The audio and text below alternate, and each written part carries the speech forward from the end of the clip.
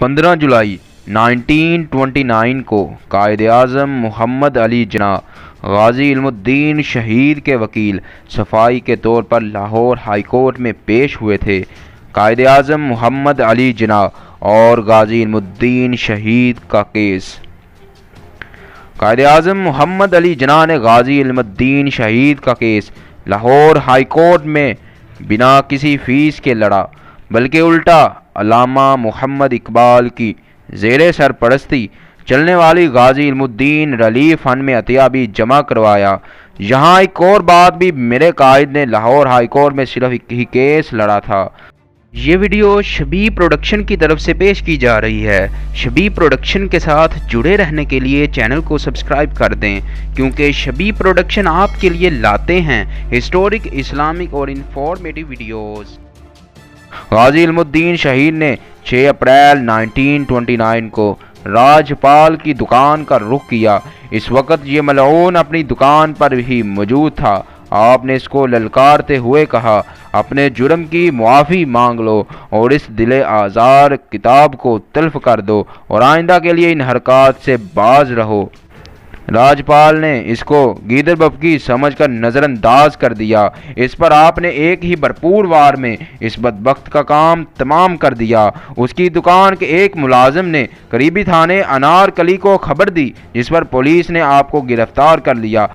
आप इस वाक़या के बाद ना सिर्फ मुकम्मल पुरसुकून रहे, बल्कि आपने फरार होने की भी कोई कोशिश नहीं की। आपने इस कार्रवाई का एतराफ़ किया और गिरफ्तारी पेश कर दी। मुकदमा एडिशनल डिस्ट्रिक्ट मजिस्ट्रेट लुइस की अदालत में पेश हुआ, जिसने मुलज़िम पर फ़र्द जुर्म आयद करके सफाई का मौका दिए बगैर मुकदमा सेशन कोर्ट में मुंतकिल कर दिया। आपकी जानब से सलीम बार एटला पेश हुए, जिन्होंने आपके हक में दलाइल दिए, मगर नैप नामी अंग्रेज़ जज ने आपको मोरखा 22 मई 1929 को सजाए मौत का हुक्म सुनाया।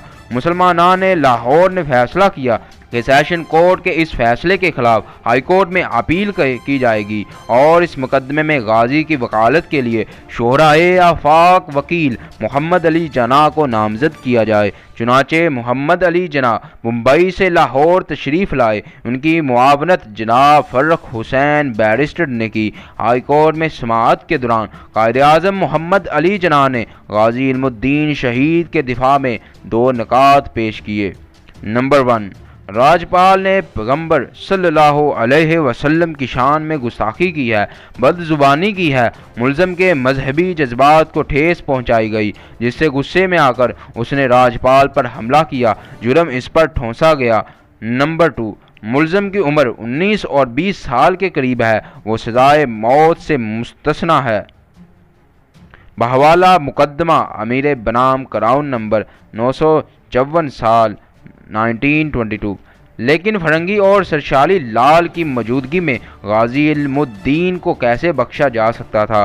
15 जुलाई 1929 को हाई कोर्ट के 2 जज ने फैसला सुनाते हुए सेशन कोर्ट की सज़ा को बहाल रखा और गाजी की अपील खारिज कर दी। अपील खारिज होने की इतला जब जेल में गाजी को मिली तो आपने मुस्कुरा कर फरमाया, शुक्र अल्हम्दुलिल्लाह, मैं यही चाहता था, बुज़दिलों की तरह कैदी बनकर जेल में सड़ने की बजाय तख्तादार पर चढ़कर नामूसे रसालत पर अपनी जान फिदा करना मुवज्जबे हज़ार अब्दी सुकून और राहत है। मुसलमान नुमाइंदीन ने हाई कोर्ट के इस फैसले के खिलाफ लंदन की प्रेवी कौंसिल में अपील दायर की। इस अपील का मुसव्वदा मोहम्मद अली जिन्ना, जो बाद में कायद आज़म कहलाए, कि ज़ेरे निगरानी तैयार किया गया, मगर अंग्रेज़ हुकूमत जो एडिशनल सेशन कोर्ट से हाई कोर्ट तक मुस्लिम दुश्मनी का मुसलसल मुजाहरा करती आई थी, उसने इस अपील को भी रद्द कर दिया।